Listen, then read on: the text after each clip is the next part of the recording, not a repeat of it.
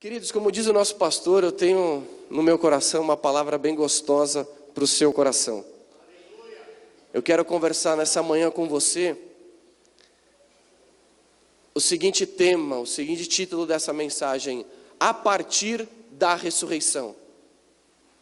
Muitas vezes focamos na obra de Jesus, muitas vezes ficamos naquela expressão que Jesus fala: tetelestai, está terminado, está concluído. Mas a nossa vida, ela precisa ter o prisma, ela precisa ter a ótica a partir da ressurreição. A partir do momento em que Ele ressuscitou. Esses 40 dias que Jesus fica sobre a terra, Jesus, Ele conversa com seus discípulos. Jesus, Ele aparece para algumas pessoas, praticamente para aqueles 500 seguidores que o acompanhavam nas suas cruzadas, nas suas pregações, nas suas orações durante o monte. E para isso eu quero começar com vocês lendo o texto de Mateus capítulo 27, versículo 50.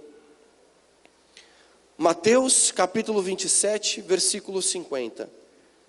Diz assim: e Jesus, bradando novamente, com grande voz, entregou o seu espírito.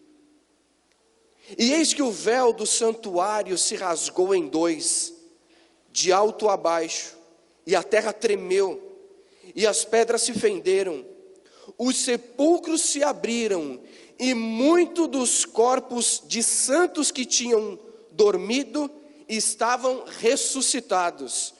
Versículo 53. E saindo dos sepulcros, depois da ressurreição dele, entraram na cidade santa e apareceram a muitos.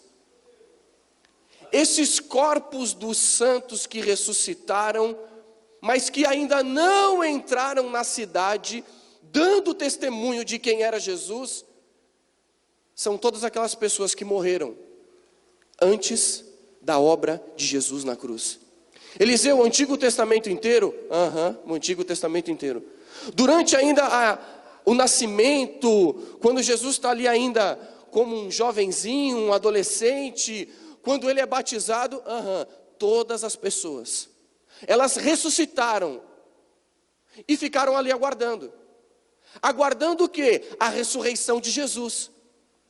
Mas o que é que Jesus fez? O que é que Jesus preparou para mim e para você, e também para todas essas pessoas que morreram aguardando o Messias?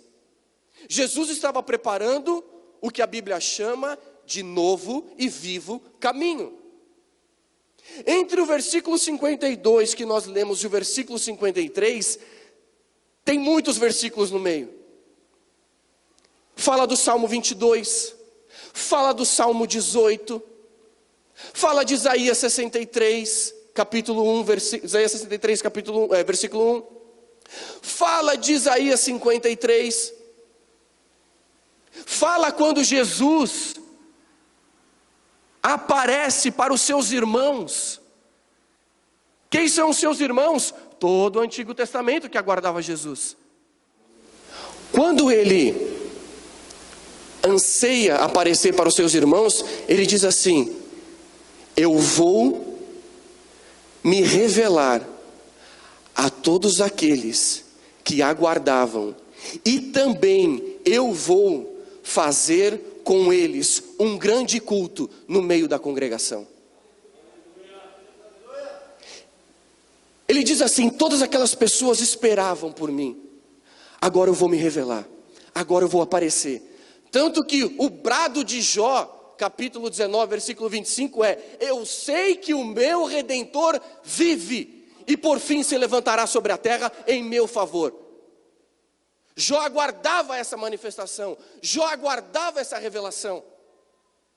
E Jesus ressuscita, Jesus, ele vence. No meio desse versículo 52, versículo 53, Jesus, ele expõe, ele vence todo o principado, toda a potestade, todo o demônio. Tudo aquilo que levantava-se e ainda se levanta contra nós, Jesus já venceu. A Bíblia diz que Jesus vence a ponto dos demônios pedirem misericórdia para Deus. Isso está no Salmo 18, você lê depois em casa. No meio desses dois versículos, tem Colossenses capítulo 2, quando diz que ele expôs publicamente. Ele venceu. Só que como ele ainda precisava fazer algumas coisas nesses 40 dias, para que todos os irmãos, para que a igreja, para que os seus discípulos pudessem entender qual era a revelação perfeita, ele ainda fica 40 dias sobre a terra. Se você pegar o final de cada capítulo dos livros de Mateus, Marcos, Lucas, João, você vai ver Jesus sempre dando instruções. Você vai ver Jesus sempre afirmando, revelando aquilo que inicialmente ele já havia falado. Ele disse: gente, eu vou morrer, eu vou padecer, mas eu vou ressuscitar. E ele chega para os seus discípulos e começa a aparecer para eles, os discípulos começam a não acreditar. Vá lá para Mateus 28, 18. Ele aparece para os seus discípulos, Mateus 28, 18. E diz assim: e Jesus, aproximando-se deles, falou-lhes dizendo: toda autoridade me foi dada no céu e na terra. Portanto, ide e ensinai e fazeis discípulos em todas as nações, batizando-os em nome do Pai, do Filho e do Espírito Santo, ensinando-os a guardar todas as coisas que eu vos tenho mandado. E eis que eu estou convosco todos os dias, até a consumação dos séculos. Marcos capítulo 16, versículo 15. E disse-lhes: ide por todo o mundo e pregai o evangelho a toda criatura. Quem crer e for batizado será salvo, mas quem não crer será condenado. E estes sinais seguirão aos que crerem em meu nome. A gente tira esses dois pontinhos do que crê e coloca na frente de em meu nome, combinado?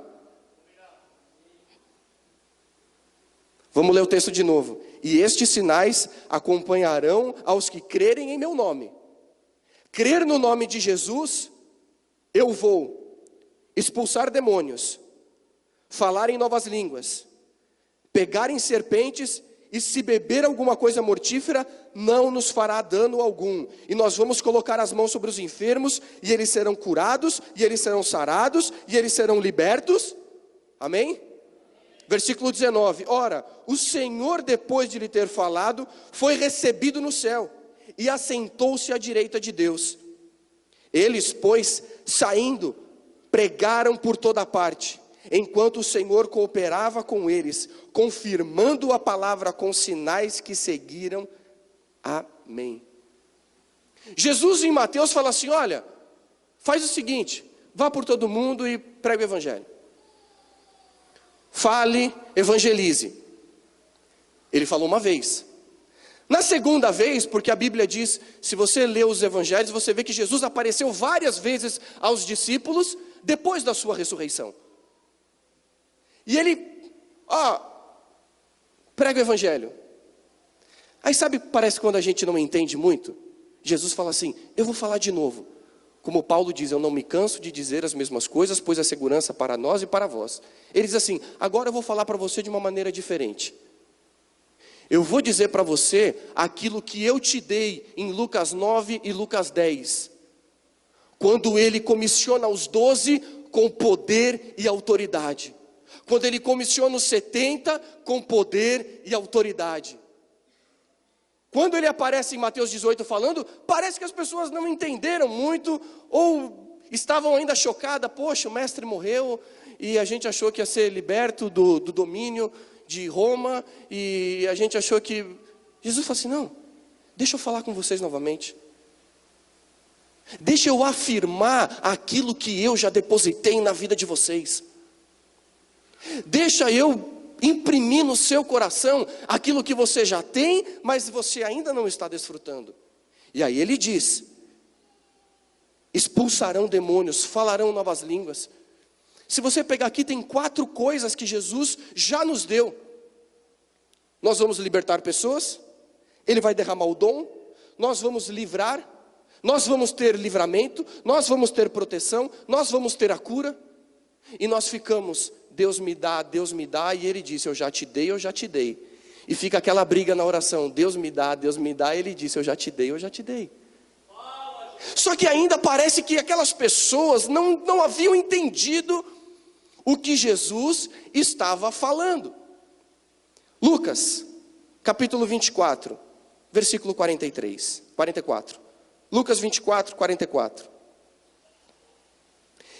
E disse-lhes, estas são as minhas palavras que eu vos falei, estando ainda convosco, que era necessário que se cumprisse tudo o que a respeito de mim estava na escritura da lei de Moisés, dos profetas e nos salmos. Deixa eu fazer um parênteses aqui. Nós lemos muito o livro dos salmos com a ótica antes da cruz.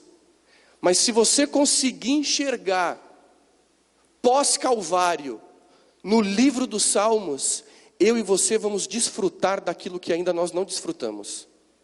Porque nós lemos o livro dos salmos, muitos relatos.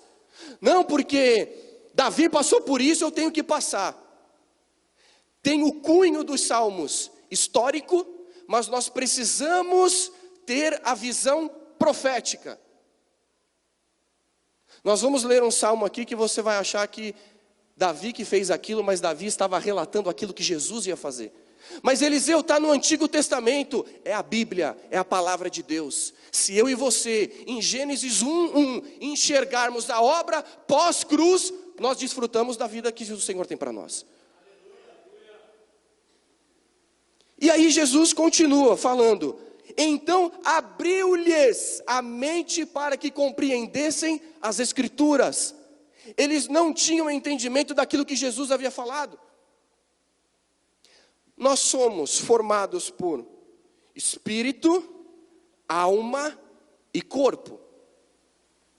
Depois que Adão e Eva perdem a comunhão com Deus, perdem o lugar santíssimo ali, aonde eles habitavam, aonde Deus habitava com eles, o homem passou a ser somente alma vivente,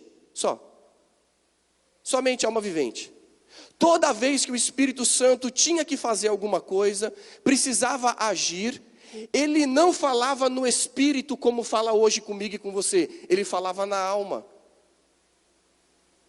Porque o Espírito seria um com o Espírito Santo após a ressurreição de Cristo, não somente após a morte de Cristo. Coloca para mim Romanos capítulo 10, versículo 9, por gentileza. Olha o que a Bíblia diz. Porque se com a tua boca confessares a Jesus como Senhor, e em teu coração creres que Deus o ressuscitou, não que ele morreu, mas que ele ressuscitou, dentre os mortos será salvo. A salvação ela não vem se eu creio que Jesus morreu. A salvação ela vem quando eu creio, quando eu confesso, quando eu aceito, quando eu entendo, quando eu recebo a ressurreição de Jesus. É a ressurreição. Não é aquela fotinho que nós vemos de um homem preso numa cruz, com carinha de morto. Não. Se eu e você víssemos, entendêssemos o relato de João na ilha de Pátimos, quando ele olha para Jesus, meu Deus. E aí, como no Antigo Testamento o Espírito Santo falava na alma, então ele vinha, falava na alma, fazia o que tinha que fazer e voltava. Mesmo Jesus estando com eles, antes da sua morte e ressurreição, os discípulos, as pessoas, não compreendiam muito bem aquilo que Jesus estava falando. E Jesus disse, então abriu-lhes a mente para que pudessem compreender as Escrituras. Como ele cumpriu toda a obra, toda a justiça, agora as pessoas começam a entender as Escrituras. E disse-lhe: assim está escrito, e assim era necessário que Cristo padecesse, e que ressuscitasse ao terceiro dia dentre os mortos, e que em seu nome fosse pregado a todas as nações o arrependimento e a remissão dos pecados, começando por Jerusalém. E vós sois testemunhas destas coisas. Olha esse versículo.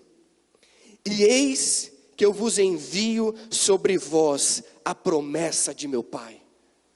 Mas, eu vou enviar a promessa, mas permanecei na cidade de Jerusalém, até que sejais revestidos de poder que vem do alto.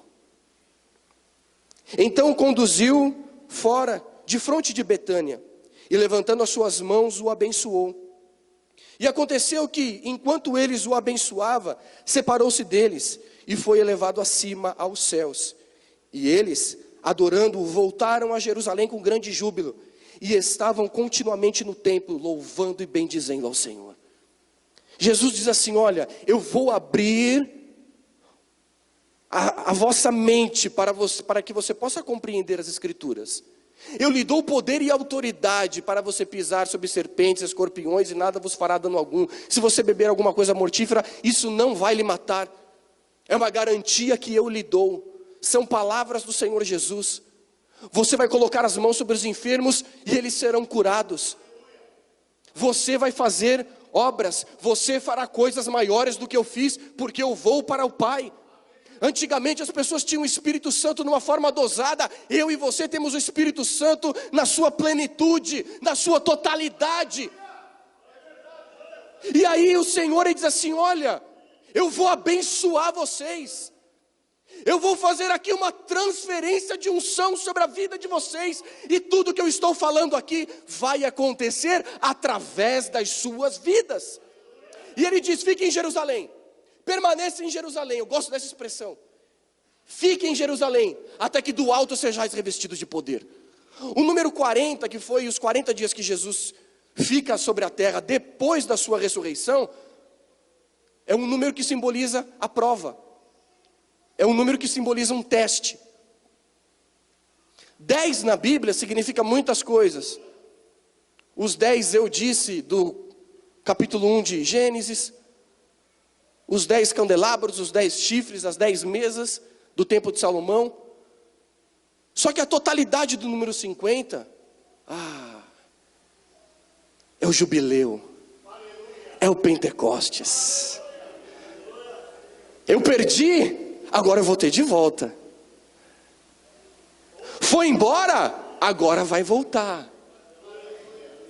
Só que olha que interessante, somente 500 pessoas participaram dessas palavras que Jesus falou. Mas quantas pessoas estavam no templo quando veio o batismo do Espírito Santo? 120. 500 pessoas ouviram: fiquem em Jerusalém até que do alto sejam revestidos de poder. Somente 120 ficaram. Somente 120 aguardaram. E olha que só foi 10 dias, hein? Era só para aguardar 10 dias.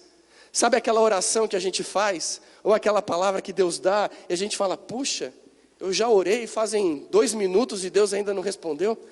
Eu já orei, eu já pedi, mas Deus falou que ia fazer, mas faz 2 horas o negócio não aconteceu. Deus disse: fique em Jerusalém.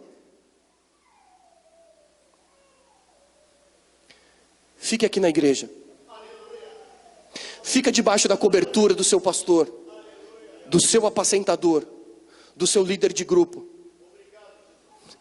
Fique nas dependências de Jerusalém. Fique nas dependências da igreja, para que eu possa completar aquilo que você vai, enfim, seguir para fazer. Mas o Senhor disse que o Senhor já me deu autoridade, já me deu poder, já me deu tudo. Sim, mas fique em Jerusalém. O cumprimento da palavra, ela vai acontecer após o 10º dia em que o Senhor subiu. Fique ali. Permaneça ali. Não fuja.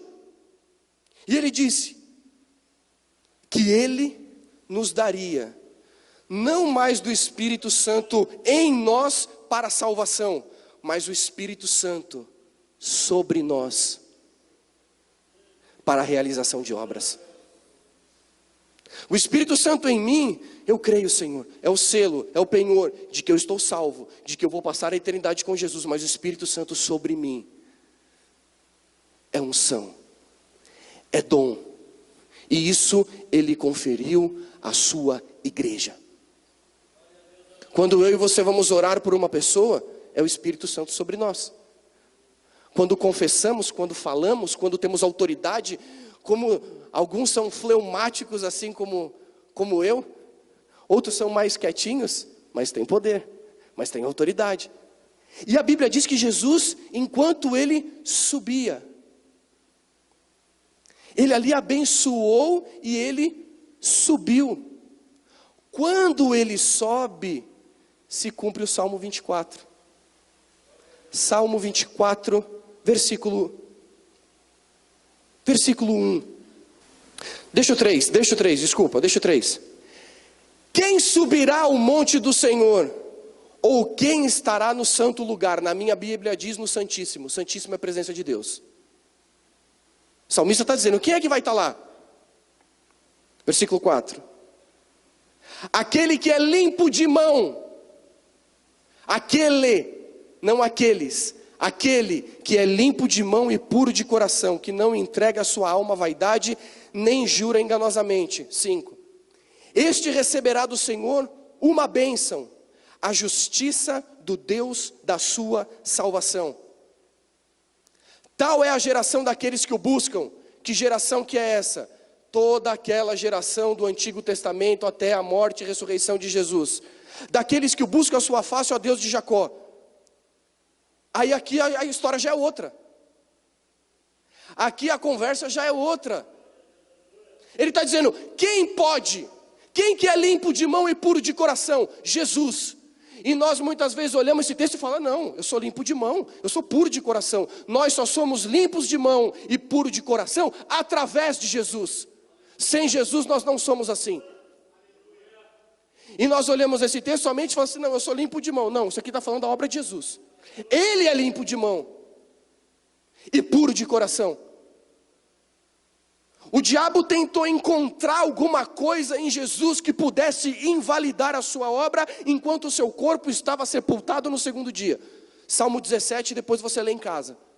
Você vê ali o diabo, o inferno e a morte, como a Bíblia diz, olhando. Puxa, será que as mãos de Jesus têm alguma coisa que eu possa invalidar a obra dele?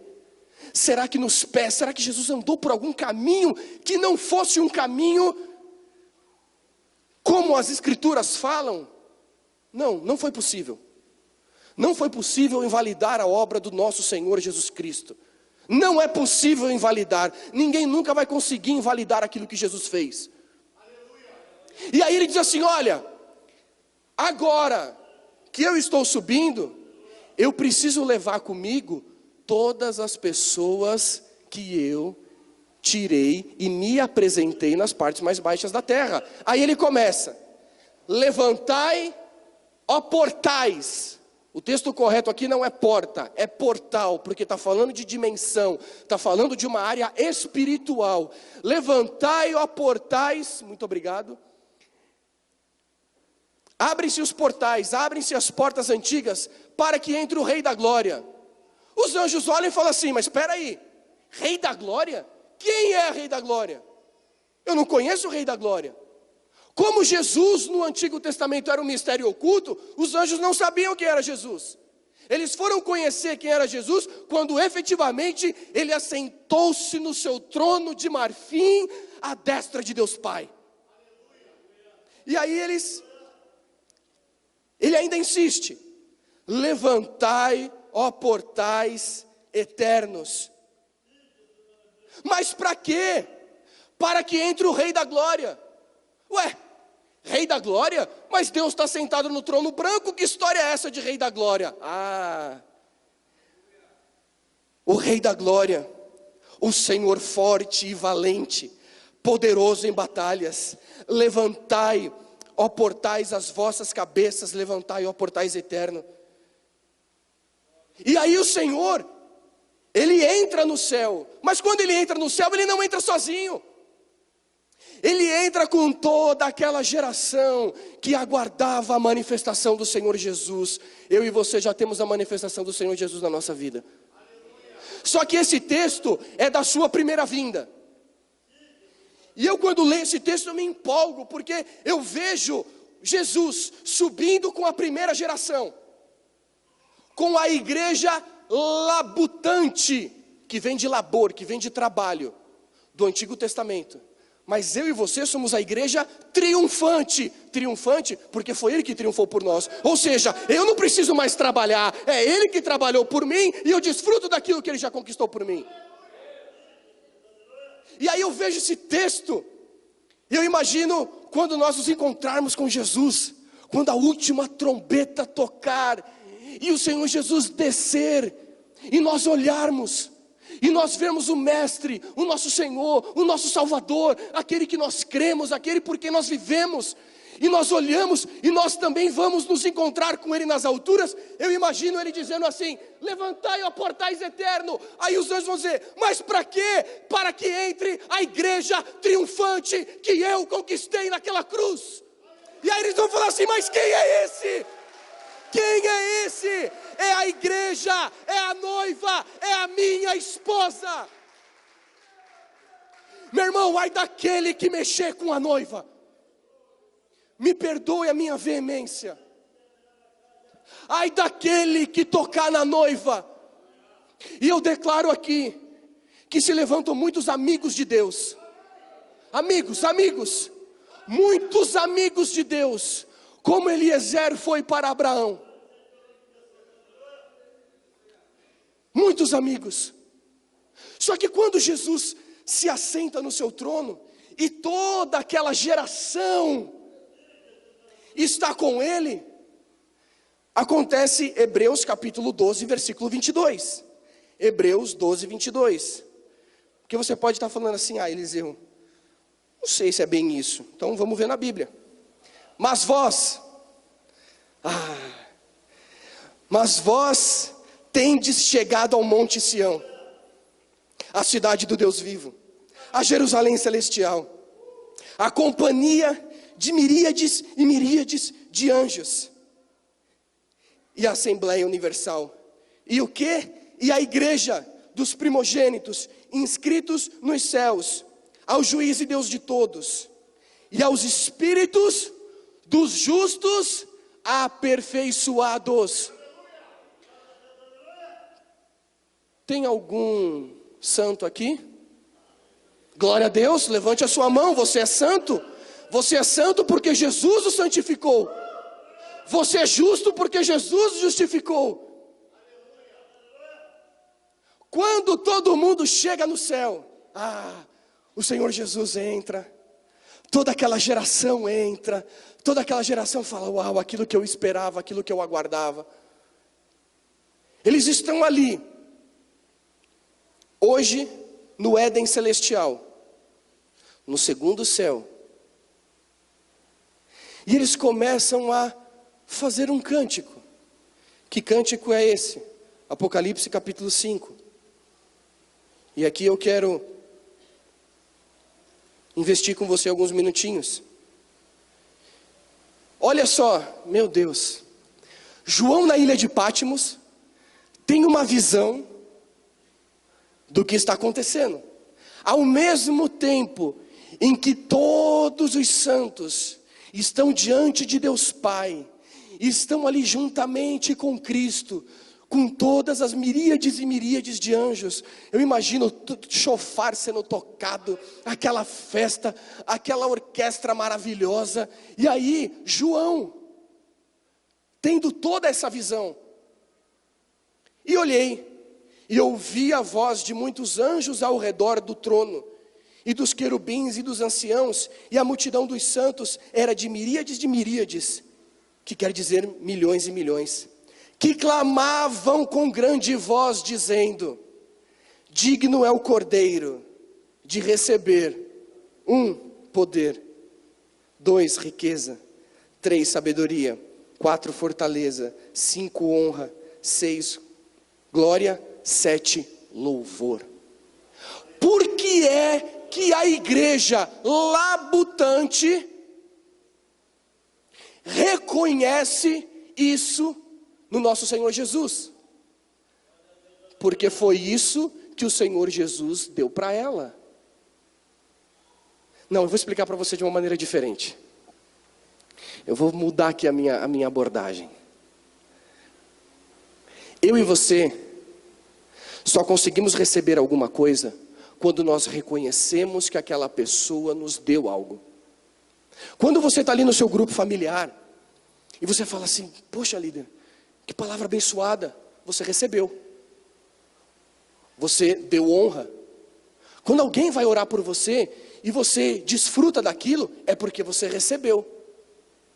Por que é que essa igreja consegue reconhecer em Jesus os 7 atributos da divindade? Porque ela recebeu. O que ela recebeu? Ela recebeu poder. Lucas capítulo 9, versículo Lucas 9 e Lucas 10. Eu vos dou poder e autoridade. Eu e você temos poder e autoridade. Quando nós adoramos ao Senhor, ou seja, quando nós nos encontrarmos com o Senhor, nós poderemos fazer essa declaração: Pai, a Ti seja o poder, a Ti seja a honra, a Ti seja a glória, a Ti seja o louvor, a Ti, Senhor, seja a sabedoria, a fortaleza, porque nós temos tudo isso. Eu estou falando para você que você tem poder, que você tem sabedoria, que você tem fortaleza, você tem isso. O diabo diz uma coisa, mas a palavra diz outra. E ele diz assim: olha, há poder em você. Ele diz também, a riqueza. Riqueza, eu e você somos ricos. Ricos no corpo, ricos na alma, ricos no espírito, ricos financeiramente. Ricos financeiramente, oh Jesus. A riqueza está nas nossas mãos. Isaías capítulo 45, versículo 1, 2 e 3. Quando Deus levanta Ciro para poder libertar o povo por causa do cativo dos 70 anos, que em 490 anos o povo deixou de guardar a terra durante 1 ano. O Senhor prometeu: rapaz, fique tranquilo, cultive no 6º mês, no 6º ano. Essa colheita ela será dobrada. Então você vai ter provisão no 7º, e você vai ter provisão no 8º, porque você colhe no final do 6º. Eles não atendem esta lei, essa norma, essa regra. Só que o final do cativo chega. E a Bíblia diz que quando ele levanta Ciro como um libertador, ele diz que dar-te-ei tesouros escondidos. Que tesouros são esses? Todo o ouro que Jerusalém tinha, quando a Babilônia entra para saquear a nação, ela pega esse ouro e faz o quê? Esconde. Por isso que a Bíblia diz: dar-te-ei tesouros escondidos. E eu quero liberar uma palavra profética sobre você. O que você perdeu está voltando. O que você perdeu está voltando. Aquilo que foi roubado está sendo devolvido. E ele diz: dar-te-ei tesouros escondidos. A igreja do Senhor Jesus é rica. É rica. A igreja do Senhor Jesus é poderosa. E aí ele continua: e sabedoria? Paulo faz essa oração aos Efésios, capítulo 1, versículo 17. Paulo ora e diz assim: eu rogo, eu suplico, para que o Senhor nosso Deus vos dê espírito de sabedoria e de revelação. Meu irmão, depois que o pastor Arno disse uma frase: errar é humano, ele disse: não, mas quem tem o Espírito Santo, quem tem a sabedoria, não precisa errar. Eu fiquei com isso na minha mente. Eu falei: não preciso errar. Eu não preciso falhar. O Espírito Santo me avisa, o Espírito Santo fala comigo. O Espírito Santo diz: rapaz, fecha o vidro do carro.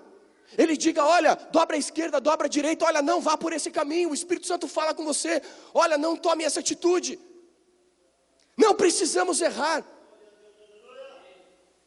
Não precisamos falhar. Por quê? Porque a igreja do Senhor Jesus é sábia. O Espírito da sabedoria. Sabe quem é a sabedoria? A sabedoria é Jesus. Sabe quem é a prudência? A prudência é o Espírito Santo. Provérbios capítulo 8, versículo 12, se não me falha a memória. Dizem que a sabedoria e a prudência andam juntas. Ou seja, quando aceitamos, quando confessamos a obra que Jesus fez naquela cruz, quando confessamos que Jesus ressuscitou, a prudência, que é o Espírito Santo, habita em nós. E o Senhor Jesus se revela a cada dia para mim e para você com sabedoria. E a gente fica: mas esse é burro, mas esse é isso. Não, você é sábio. Sábio para tomar decisões. Por que é que a igreja consegue reconhecer isso em Deus? Porque ela recebeu isso de Deus. Força. A minha força não vem das minhas próprias mãos. A minha força vem do Senhor. Uns lutam com carros, outros confiam em cavalos. Mas nós só fazemos menção do nome do Senhor. Nós só precisamos fazer menção do nome do Senhor. A força do Senhor está em nós. Eliseu, força para quê? Força para você orar. Força para você se dedicar. Força para você trabalhar. Força para você adquirir riqueza. Força para você exercer o seu ministério. A igreja ela é forte. Tem muita gente falando por aí: a igreja está em crise, a igreja está isso. Não. A noiva não. Qualquer igreja até pode estar, mas a noiva não. A noiva tem dono. E o dono da noiva supre a noiva. Jesus. O pai da noiva, ela cuida da sua noiva. O esposo da noiva cuida da sua noiva. Nós temos a força do Senhor. E honra. Meu irmão. A honra é a porta pela qual o Espírito Santo habita. Que o Espírito Santo se manifesta, porque quando eu reconheço, eu sou grato. Quando eu sou grato, eu honro. Quando eu honro, o Espírito Santo age. Quando eu dou honra para o outro, quando eu faço uma oração assim: Pai, o que eu estou pedindo, entrega em dobro para o meu irmão, isso é honra. Quando eu e você honramos a nossa esposa, os nossos filhos, os nossos pastores, os nossos líderes, o mundo diz bajulação, a Bíblia diz honra. E se eu e você temos um galardão entregando um copo com água para um pequenino, imagine eu e você honrando uns aos outros. Colocando a pessoa para cima, colocando ela para cima, empurrando ela. A Bíblia diz em 2 Reis, quando Eliseu e Elias estão caminhando junto, Elias diz assim: dura coisa você me pediu, mas se você me vir o quê? Quer ter honra na sua vida?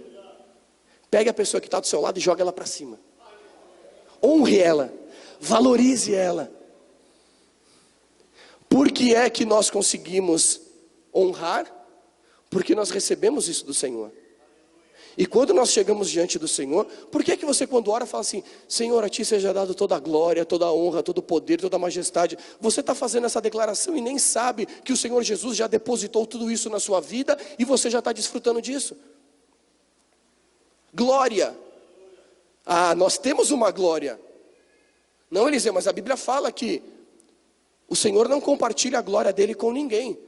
É porque existem 3 tipos de glória.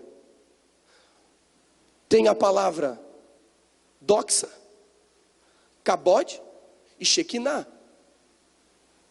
Shekinah e cabode são glórias da presença e glórias que o Senhor não compartilha com ninguém. Mas a doxa é a glória que Ele compartilha com o homem. Ou seja, toda tarefa que eu e você fazemos que tem êxito, ela tem uma glória. E nós devolvemos essa glória para o Senhor, porque foi Ele quem nos deu. Nós reconhecemos que a glória vem dEle, e nós devolvemos isso para Ele. O louvor. Quando alguém olha e fala assim: rapaz, eu louvo a Deus pela sua vida. Eu louvo a Deus pela sua vida. Eu reconheço que foi Deus que colocou você no meu caminho. Eu reconheço que foi Deus que te trouxe para essa igreja. Eu reconheço que você é o meu pastor. Eu reconheço que você é o meu líder. Eu reconheço isso na sua vida. Eu louvo a Deus pela sua vida. Perceba que nesses 40 dias, o Senhor Jesus, Ele estabelece tudo isso. E olha que interessante, a igreja que subiu, a primeira, é a labutante, ou seja, teve que trabalhar para conquistar essas coisas. E eu e você, que já temos o poder, a sabedoria, a glória, a honra, a força, o louvor, nós já temos, e nós desfrutamos, e nós abençoamos, e nós fazemos, porque nós já temos, porque nós já somos. Então, eu já sou poderoso, eu já sou rico, eu já sou abençoado. Eliseu, você está falando... Não, eu estou falando porque foi isso que Jesus te deu. Eu só estou falando aquilo que Jesus te deu. E muitas vezes nós ficamos olhando aquilo que está sendo tirado. Não, fique tranquilo, aquilo que está sendo tirado já está voltando. Esse é o ano do jubileu, esse é o ano do Pentecoste. Meu irmão, a minha oração é que você desfrute disso cada dia da sua vida. O desejo do meu coração é que quando você olha esses textos, você fala assim: realmente, Senhor, eu sou poderoso em Ti, Pai. Eu sou sábio em Ti, Senhor. Eu falei tudo isso para chegar nesses 2 versículos. Para que quando você olhe isso, não ache que são anjinhos. Glória, glória, aleluia. Não, são anjinhos cantando essa música. Não.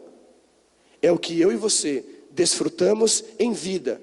E nós vamos reconhecer isso em Jesus Cristo, quando nós estivermos nas bodas do Cordeiro, quando nós estivermos com Ele passando por toda a eternidade, toda a eternidade.